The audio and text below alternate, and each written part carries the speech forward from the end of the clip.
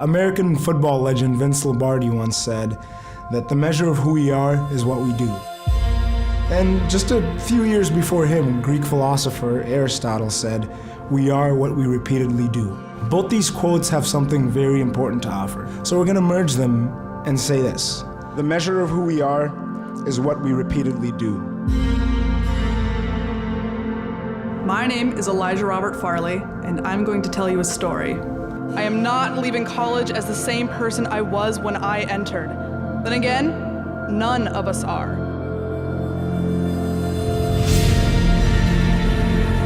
For many of you, I might have been a classmate, a colleague, or maybe just an awkward wave in the hallway.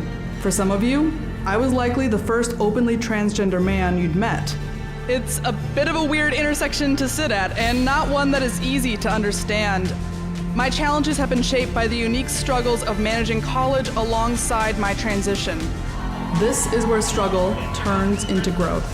Success doesn't come from acing every class, it comes from negotiating the complexities of life and turning them into an opportunity for improvement. There have been times where I wasn't sure I was going to make it to the next day, one way or another. It's really easy to stand up here in all of this regalia and pomp and circumstance, but I almost didn't make it to this stage. Some of you starred in the school play. Some of you were RAs. Maybe you did phenomenal undergraduate research. Maybe your art is hanging in the Tweed Museum, and some of you are graduating today summa cum laude. Or maybe you were a student athlete and maybe you helped bring home that natty champ. That's all really impressive. It is.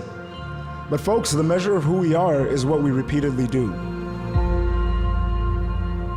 Don't get me wrong, there's nothing wrong with accomplishments, accolades, achievements. It's like the famous words of renowned poet Christopher Bridges, perhaps better known as Ludacris. I might not be much to you, but my mama thinks I made it. So I'll let your family tell you that, but my job is to challenge. My job is to challenge myself. My job is to challenge us.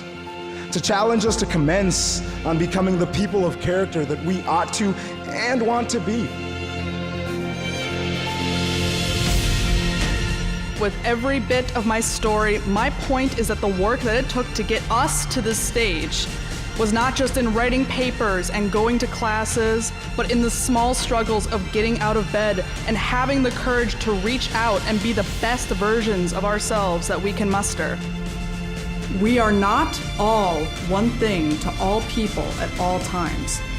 We are colleagues to some, awkward waves in the hall to others. We are at the intersections of our own races, genders, sexualities, our majors, our careers, and all of the privileges and burdens that come with that. Every person here has had individual struggles to overcome, and yet here we all are.